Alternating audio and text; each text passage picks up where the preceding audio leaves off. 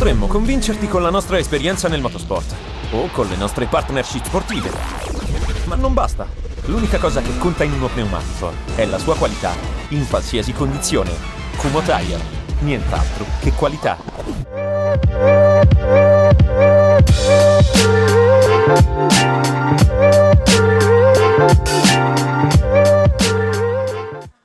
Martedì 10 dicembre 2024, 7 del mattino purtroppo per noi, purtroppo per voi.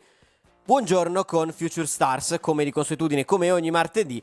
Vi diamo la sveglia durante colazione parlando un pochino di Milan Futuro, anzi parlando solo di Milan Futuro, e siamo l'unica trasmissione a farlo. Mi piace sempre tirarcela così per iniziare al meglio la trasmissione. Come a quest'oggi, come avrete già notato, non ci sarà William Cherry come di consuetudine, ma ci sarà il direttore Simone Cristao. Ciao Simo. Ciao, buongiorno a tutti. Buongiorno a tutti. Io direi a sto punto che non vale neanche tanto la pena fermarsi e perdersi in chiacchiere, perché ci sono due partite di cui parlare e per la prima volta abbiamo un doppio impegno di Milan Futuro e nessuna delle due è una sconfitta. Hai visto? Direttore, per me questo è già un successo. Perché sta arrivando il Natale. E questo dici è il regalo. È un po' un regalo che ci è di stato Natale, fatto. assolutamente sì. Allora, entriamo subito nel merito del recupero della 15ª giornata, se non sbaglio, ma non sono sicurissimo, di Serie C, saltata nell'ultima sosta per le nazionali, come di consuetudine, su richiesta del Milan, perché aveva tanti giocatori nelle nazionali giovanili, bla bla bla. L'iter lo sapete, recupero in trasferta nel Molise, che esiste, perché il Milan ci ha giocato, a Campobasso. Prima no. Prima non esisteva, Poi. è nato direttamente giovedì, quando il Milan è andato a giocarci, e ci ha giocato con questo suo nuovo modulo, che ormai è diventato però, non è più così nuovo, è il nuovo volto, la nuova veste del Milan, e ha Raveiri in porta, Džukić, Kubiš e Minotti a comporre una linea a 3 di difesa, con Jimenez a tutta fascia a destra e Bartesaghi a sinistra, con Stalmak, ne parleremo, e Sandri in mediana, Sia e Traoré non proprio esterni, una via di mezzo fra gli esterni e i trequartisti, alle spalle dell'unica punta che per questa occasione è stata Turco. Direttore, L'Atalanta, mi verrebbe da dire. cioè, ci piace questo nuovo travestimento tattico? Mi viene in mente una cosa soltanto vedendo questa formazione, cioè stiamo rendendo questa squadra una squadra, nel senso che non è la squadra B del Milan, ma è realmente una squadra, perché abbiamo sempre pensato e capito anche che in parte potesse essere, diciamo così, veramente solo e soltanto la squadra B del Milan, e quindi magari giocare esattamente come fa il Milan per insegnare, tra virgolette, ai giocatori a essere all'interno di un sistema di gioco poi riutilizzabile facilmente per la prima squadra, quindi spostare i giocatori da una partita all'altra. Ecco, così in realtà è qualcosa che il Milan prima squadra non farà mai, e che invece è un po' un unicum per appunto la squadra B. È una vera e propria squadra a sé a questo punto, mi viene quasi da dire. Tendo a essere d'accordo con te. Recupero di Campobasso che ha portato un punto in dote ai rossoneri, un punto arrivato in rimonta dopo l'ennesima amnesia difensiva, questa volta per quanto mi riguarda complice anche un po' Raveir, che nella partita di Campobasso ha fatto almeno 3 uscite quasi a centrocampo, non tutte estremamente spiegabili. Vantaggio del Campobasso in una di queste occasioni con Di Nardo al 7° minuto, e pareggio al 31° di Darius Stalmak, un punto importante, un punto necessario per muovere un pochino la classifica, ma comunque una partita in generale che, almeno per quanto mi riguarda, non so se sei d'accordo con me, ha denotato ancora una volta una crescita di questa squadra. Parlavo con un collega presente allo stadio ieri, che mi ha detto era un po' di mesi che non venivo a vedere Milan Futuro, si vede che hanno iniziato ad acquisire l'esperienza della Serie C. Allora, sapevamo che era un progetto all'inizio, che era completamente da fare da zero per una squadra che non esisteva, perché quella che stiamo vedendo anche adesso in campo è un misto tra i vecchi Primavera e altri giocatori, perché non è semplicemente la squadra Primavera che è andata a giocarsi il campionato di C, anzi. Però bisogna anche capire che purtroppo, essendo un campionato professionistico, dobbiamo per forza macinare, e macinare vuol dire fare punti e vuol dire salvarsi. La formazione di Campobasso, così come è stata però la partita di Gubbio, vanno nell'ottica appunto di una squadra che deve per forza di cosa fare punti. In questo momento gioca in un campionato professionistico, non gioca in un campionato dove che... Vabbè, alla prossima faccio crescere quel giocatore, vabbè, quella dopo no, aspetta, lo tiro fuori perché ho un altro giocatore da far crescere, eccetera, eccetera. No, non si può più ragionare così, bisogna ragionare da professionisti. È assolutamente vero, sono estremamente d'accordo con te. C'è un giocatore che ha capito subito questo concetto, questo meccanismo, ed è probabilmente il migliore in campo, meglio, uno dei migliori in campo nella partita di Campobasso, uno dei migliori in campo, se non il migliore in campo, nella partita contro il Gubbio di cui parleremo tra poco, ed è Darius Stalmack, capitano della Primavera per i primi mesi di stagione, uno dei giocatori, tra virgolette, sacrificati in questa transizione verso Milan futuro, che adesso si sta ritagliando il suo spazio e... Cavolo, altro che sfruttare le occasioni. E ha anche trovato ovviamente nella partita con il Campobasso il suo primo gol tra i pro. Allora, io devo fare sempre, scusate, la piccola parentesi. Ogni volta che penso a Stalmack mi viene in mente la sua capigliatura quando arrivò. Ma poi vado oltre e analizzo ovviamente il calciatore. Scherzi a parte. Ma un pochino a me ha fatto strano vedere Stalmack per il tipo di calciatore che è. Comunque buon fisico, buona intensità, magari non ha una tecnica sopraffina da centrocampista metodista, come si diceva una volta, però diciamo così, è più un giocatore vicino ai pro forse rispetto ad altri suoi compagni di reparto, e quindi non mi stupisce il fatto che ultimamente stia facendo bene. Mi stupiva forse non averlo visto prima. Sicuramente va detto che sta avendo delle occasioni anche a seguito dell'infortunio di Zeroli, che lo sta tenendo momentaneamente ai box, e a me spiace dirlo, Will spero non ascolterà questa parte di trasmissione o mi disconosce, quest'ultimo Milan futuro un po' più convincente visto nelle ultime uscite non ha Zeroli in mediana, ma ha un centrocampo che a mio avviso oggi funziona di più, che è Sandri, che porta un po' di esperienza, porta geometrie, al fianco di Stalmack, che ha avuto questo inserimento splendido, che è sempre tra i migliori in campo quando gioca, perché entrambi probabilmente possono fare, diciamo, questi due mediani in questa linea a 4 di centrocampo. Zeroli forse no. Questo modulo però, e concludo questo ragionamento, può comunque andare a fare bene a Zeroli perché sviluppa i due trequartisti. Quindi raddoppia, tra virgolette, le possibilità di giocare davanti, dove in questa partita col Campobasso hanno giocato Traoré e Sia, nella partita col Gubbio ha giocato Voss. Insomma, quando tornerà Zeroli io mi aspetto di vederlo lì e non in mediana, dove Sandri e Stalmack stanno per me diventando la coppia titolare e stratitolare. Allora, è una squadra che tendenzialmente inizia a prendere molti meno gol, quindi è una squadra che tendenzialmente rischia di vincere più partite e quindi è molto più compatta, così come abbiamo visto ad esempio l'ultima versione dell'Atalanta, così come abbiamo visto Pasalic in quella porzione di campo. Potremmo vedere a questo punto Zeroli, giusto per farci un'idea magari un pochino più semplice di dove si può vedere il ragazzo nei due in mezzo al campo, anche in una situazione magari di di una squadra più difensiva eccetera, ma io comunque non ce lo vedo. Io faccio un po' fatica a vederlo in mezzo ai due. Poi magari quando ne avrà 23, 24, 25 anni, quando sarà un pochino più al centro della propria carriera, magari potrà anche arretrare un attimo in raggio d'azione, però mi sembra più un giocatore, a parte che a me sembra classica mezzala, punto. Ma Da quindi 4-3-3. centrocampo a 3, a prescindere dall'età Punto. della squadra Milan che gioca, centrocampo a 3 non è concepibile. Essendo una mezzala offensiva, o sei capace di comunque giocare in mezzo al campo, vedi Reinders, tanto per capirci, oppure vai su. Chi ha fatto l'assist per Stalmack per il gol del pareggio contro il Campobasso è stato Chaka Traoré. Chaka Traoré, che è stato anche l'MVP, inteso come proprio l'uomo che ha fatto vincere il Milan, nella partita casalinga contro il Gubbio, penultima gara del girone di andata del gruppo B di Serie C. Vittoria importantissima per muovere la classifica in una giornata in cui tutte le squadre di bassa classifica hanno vinto, perché lo vedremo poi con i risultati. È una giornata in cui il Legnago fanalino di coda ha battuto il Pescara imbattibile e dominatore del girone fino a questo momento. Quindi è stata una giornata veramente in cui era fondamentale fare punti o veramente si rischiava di rimanere impantanati in classifica molto molto bassa. I punti sono arrivati, la prestazione anche.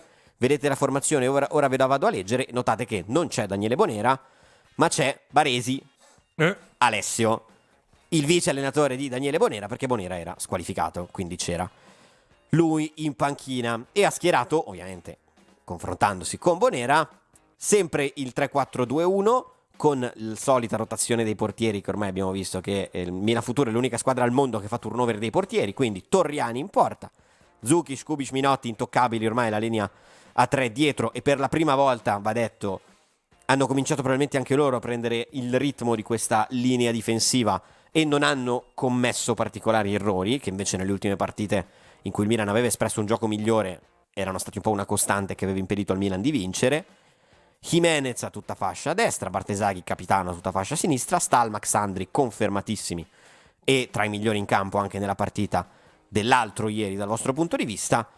Traoré e Voss in tre quarti, messi così, nel senso che Traoré ha iniziato sulla destra e Voss sulla sinistra, ma si sono interscambiati tanto, e Camarda riabbassato dopo tanta assenza per dinamiche di prima squadra a giocare, che comunque male alla sua età non fa. Con Milan Futuro, e lui ha ripagato la fiducia riposta in sé sbagliando un calcio di rigore. No, a parte gli scherzi, ha creato tante occasioni sul rigore. Per me non ha neanche tirato un rigore orribile, No, ha fatto una buona ho visto parata. molto peggio. Venturi, che è stato per me uno dei migliori in campo, se non il migliore in campo per quanto riguarda il Gubbio. Chaka Traoré. Perché ogni tanto sì e ogni tanto no? Mi verrebbe da fare una battuta, perché amico di quello che per eccellenza è così. Somiglia un po', eh? C'è Rafa Leao, Somiglia però non un la po', farò questa sì. battuta. Non hai quel talento, però ha quella discontinuità totale proprio. Ma va anche per le caratteristiche dei ragazzi, cioè è un giocatore che probabilmente, adesso non so, non possiamo bollarlo così fino alla fine della carriera, però ha delle caratteristiche che gli impongono un po' di discontinuità, ci sta però. Ma stavo guardando un pochino la formazione, tra l'altro, e mi viene un po' in soccorso quello che è stato qualche problema di quest'anno di Milan Futuro in generale, di questi ragazzi. Ad esempio Kubis in mezzo a due centrali probabilmente fa meglio rispetto che a campo aperto a gestirsi la linea e l'uno contro uno. Inizialmente non era centrale, inizialmente c'era Minotti centrale e lui giocava decentrato sulla sinistra, perché Meglio ricordiamolo, lì. Kubic nasce terzino. Invece adesso hanno provato questa nuova dinamica in cui a Kubic danno un po' il peso, anche se non da solo, della difesa, e non male, non male. Assolutamente sì. Poi ho una domanda da farti su questo. Mentre mi viene in soccorso la grafica con Jimenez, anche lui sgravato da qualche compito, magari pensare solo e soltanto a offendere male non fa.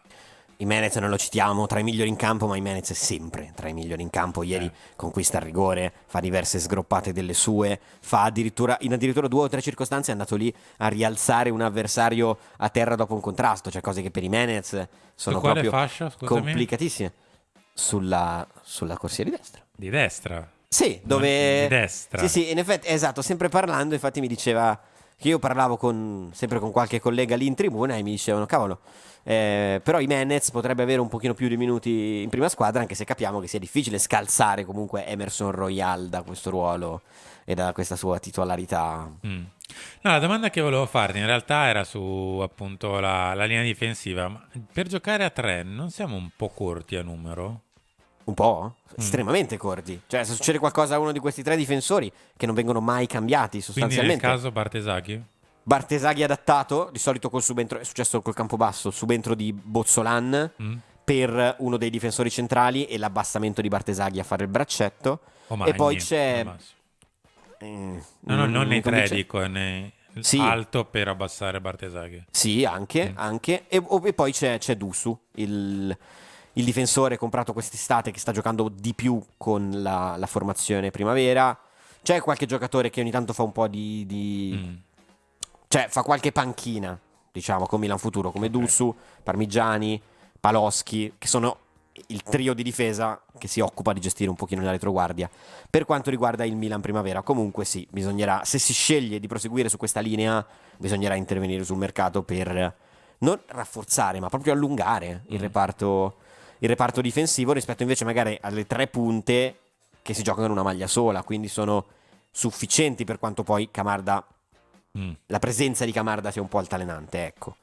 Direi che possiamo andare un pochino a sentire quello che ci ha detto Alessio Baresi alla fine della partita. Ha toccato diversi temi, in particolare su quello che ci si aspetta dal girone di ritorno, perché ricordiamolo, manca la gara con la Vispesaro del prossimo fine settimana e poi sarà già girone di ritorno, si ripartirà ad affrontare tutte le formazioni con cui si è grossomodo perso o al più pareggiato in questo girone d'andata. Ha parlato un pochino della crescita della formazione, del fatto che abbiano imparato a soffrire, in particolare nell'ultimo, diciamo, quarto d'ora in cui il Gubbio ha cercato tanto il gol del pari, e poi ha fatto una battuta su quelle tantissime occasioni sprecate in quei 10-15 minuti all'inizio del secondo tempo e su come lui ha vissuto quel momento. Andiamo a sentire le sue parole in conferenza stampa. Sicuramente tutti ci si aspetta sempre il meglio, che tutti si pensa che sia facile perché magari ti chiami Milano o per altre cose. Questi ragazzi non dimentichiamo che è la prima volta che affrontano un campionato di grandi, è la prima, e siamo anche una squadra molto giovane, oggi penso 19.5 come media, perciò penso, come ho detto prima, che sia un percorso che lo stanno capendo. È difficile la Serie C, io l'ho fatta parecchi anni, un campionato che non regala niente a nessuno, anzi, e l'augurio che ci facciamo, ma sicuramente ne sono convinto, è quello che da oggi, ma già da giovedì, la strada che abbiamo preso sia quella che poi ci porta a fare un giro di ritorno dove le difficoltà ci saranno sempre, però la mentalità penso che sia stata acquisita. Sì, no, il saper soffrire è il passaggio, è quello proprio che questi ragazzi, secondo me, dalla primavera o da altri campionati stanno, secondo me, assimilando in questo mese soprattutto.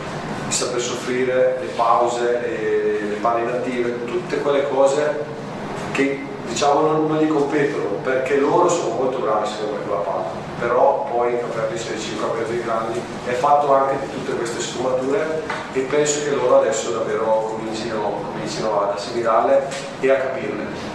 La verità, ero tranquillo perché oggi ero convinto che portavamo a casa il risultato.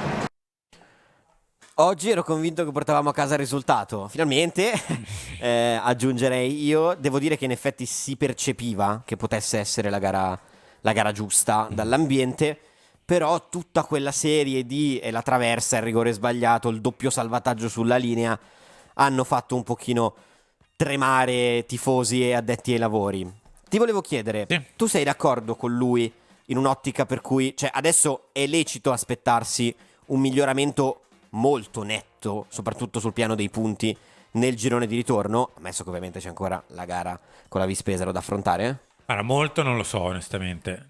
Mi aspetto sicuramente qualcosa in più, perché il Milan Futuro ha buttato tanti punti per strada, anche proprio per disattenzioni di singoli dovute probabilmente al peso della partita, del campionato, di quello che è tutto quello che comporta la C rispetto che in primavera. Mi aspetto, sì, ma basterebbe anche fare 10-12 punti in più rispetto all'andata come margine, che non sono tantissime, sono 3-4 partite migliorate. Sì, dovrebbe essere, diciamo, tutto relativamente fattibile. Secondo te, salvezza facile? Speriamo, perché sennò chiude baracche e burattini il progetto. Vero, anche questo, ma io continuo a sostenere, come Will, devo dire, dice dal giorno 1, che credo che questa squadra arriverà alla salvezza in maniera piuttosto agevole, con un girone di ritorno a ritmo decisamente diverso. Allora, la mia speranza è non fare i play-out, perché poi lì davvero I si play-out va col sono coltello scivolosi, tra i denti. sono molto scivolosi. Che cosa aspettarsi dal girone di ritorno? Ne ha parlato anche Chaka Traoré, sempre intervenuto in conferenza stampa al termine della partita. Ha parlato ovviamente delle prossime partite, dei prossimi impegni, di questa crescita della squadra. Ha parlato un po' del suo ruolo di leadership, che lui dice essere condiviso, in realtà sono diversi i leader di questa squadra a suo modo di vedere, e poi una chicca alla fine, ha parlato, diciamo, un po' pungolato sulla possibilità di qualche nuova occasione magari in prima squadra nel girone di ritorno. Sentiamo. Noi in squadra siamo tutti bene, siamo tutti leader della squadra, c'è chi un po' di più, chi ha più esperienza come noi, un pochino gente un po' grande, comunque su quel punto di vista del leadership siamo tutti leader, c'è chi un po' fa vedere, chi un po'... però nel girone di ritorno io mi aspetto tanti risultati positivi, perché ovviamente abbiamo avuto un avvio un po' difficile, comunque un dato di fatto, e siamo pronti a prenderci tanti punti, lavorando ovviamente, ascoltando il mister che comunque ci dà una grossa mano e anche noi siamo disposti ad aiutarlo in qualsiasi modo. Un'ultima cosa, speri di avere qualche chance, magari anche proprio nell'anno prossimo, ma sempre in questa stagione, con la prima squadra? Qualche chiamata, qualche... Certo, io sono a disposizione del Milan, quindi anche se non avrò con la chance in prima squadra, comunque cerco sempre di lavorare e di impegnarmi, dare il massimo, poi se arriva bene, se no pazienza, si lavora e si vedrà. Come l'anno scorso comunque non ho giocato per tanto, però quando è arrivata la chance sono riuscito a sfruttarlo, quindi sono a disposizione e mi tengo pronto. Due cose.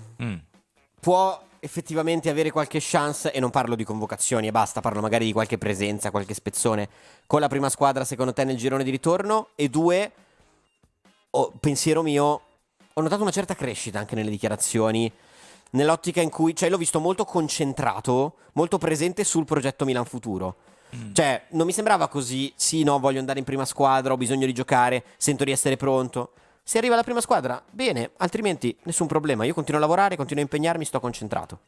Ma allora, il passaggio fondamentale è rendersi conto che Milan Futuro è una squadra, cioè non è un downgrade se non vengo chiamato sopra o semplicemente un modo per mettere dei minuti nelle gambe. No, è una squadra vera e propria, deve crearsi quello che è proprio la squadra. Mi ha fatto ridere tra l'altro quando ha detto sono uno dei più grandi, fa un pochino sorridere. È vero. Mi immagino che possa essere chiamato magari già questo mese, visto l'infortunio di Pulisic. Non penso giocherà in questo mese, magari nel prossimo futuro, però davanti il Milan ha un intasamento importante. È vero, probabilmente nel suo ruolo c'è un pochino poco spazio. Andiamo rapidamente a vedere i risultati che ci ha portato in dote questo 18° turno, penultimo del girone d'andata del gruppo B di Serie C. Molto rapidamente, allora, come di consuetudine, so che ve lo ripeto tutte le volte, ormai lo sapete, le ultime 2 partite, Lucchesi Arezzo e Perugia Campobasso, si sono giocate ieri sera per voi, non si sono ancora giocate per noi che registriamo, quindi non sappiamo come sono andate. Però sappiamo che il Sestri Levante ha perso 4-1 con l'Ascoli e quindi è stato scavalcato bene adesso dal Milan. Vittoria esterna della Torres 2-1 a Carpi, vittoria esterna della Ternana di Abate 3-1 alla Pianese e aggancio in vetta al Pescara, poi lo vedremo nella classifica. Vittoria nettissima del Rimini 5-1 contro il Pontedera. Vittoria esterna molto sorprendente del Legnago a Pescara, peraltro, questo è sicuramente il risultato inatteso della giornata. È successo anche della Vispesaro, sempre in trasferta con la Spal. Vittoria di Milan Futuro contro il Gubbio 1-0, ne abbiamo parlato, e vittoria dell'Entella con il Pineto 4-1, e anche l'Entella, che sarà avversario abbastanza a breve del Milan, si staziona bene come una delle pretendenti alla promozione, o quantomeno a uno slot alto nei prossimi playoff. Dai, rovinati. Lucchese Arezzo, pronostico? 2. Perugia Campobasso? 1. Ok, sappiate che non lo sapevamo. E quindi nel caso... X e X. Classifica aggiornata dopo i risultati di quest'ultima giornata. Pescara che resta davanti ma viene agganciato dalla Ternana. Anche l'Entella sale lì. Sembrano essere queste 3. Sembrava che il Pescara fosse inarrivabile, ma questi testacoda sono sempre fastidiosi, scivolosi. Milan Futuro che aggancia il Pontedera, supera di 3 punti il Sestri Levante, si allontana dal Legnago che ha fatto questi 3 punti più che insperati. E adesso la matematica dice che se la Lucchese perde, se la Lucchese ha perso ieri sera, è un punto dalla salvezza. Sì. Non vede la salvezza forse per la prima volta concretamente più o meno sì, ma soprattutto più che i risultati, in realtà lo ripetiamo, è il gioco che ci fa essere speranzosi per il futuro. In chiusura andiamo a vedere che cosa ci aspetta. Finalmente ci aspetta una settimana con una partita sola, finalmente si potrà fare una trasmissione in cui si parla di una partita sola per tutta la trasmissione, quindi non durerà 25 minuti come questa. Vispesaro, ultima, la squadra della città del buon Enrico Bogliani. Infatti ci sarà lui la settimana prossima, no? Sì, va in trasferta, certo. Trasferta per lui in casa. Ultima del girone d'andata. A sto punto cerchiamo di chiudere nel verso giusto. Non sarà semplicissimo. Non sarà semplicissimo nulla per questa squadra, è eccessivamente semplice. Però l'avversario non è proprio uno dei... No, l'avversario comunque è di... Diciamo che non è l'Entella o il Pescara o la Ternana, ma non è neanche il Legnago, asterisco, o il Sestri Levante e compagnia. Siamo arrivati in chiusura, finalmente direte voi. Un saluto e un ringraziamento a Morgan in regia che ci ha dato un po' di supporto con grafiche, video e tutto. Oggi gliel'abbiamo resa difficile con anche i video. Un saluto e un ringraziamento a Simone Cristao, grazie Simo. Ciao a tutti, ci ritorniamo presto. Un saluto anche da parte di Giacomo Mirandola che, se non ve lo ricorda non è contento, vi ricorda di lasciare like, commentare con le vostre sensazioni sul momento, su queste due partite, iscrivervi al canale se vi va, di abbonarvi al canale di Radio Rossonera, costa solo 99 centesimi al mese. Io vi do appuntamento al prossimo martedì, sempre alle 7 del mattino, con un nuovo episodio di Future Stars. Ciao! Potremmo convincerti con la nostra esperienza nel motorsport o con le nostre partnership sportive. Ma non basta. L'unica cosa che conta in uno pneumatico è la sua qualità in qualsiasi condizione. Kumho Tire, nient'altro che qualità.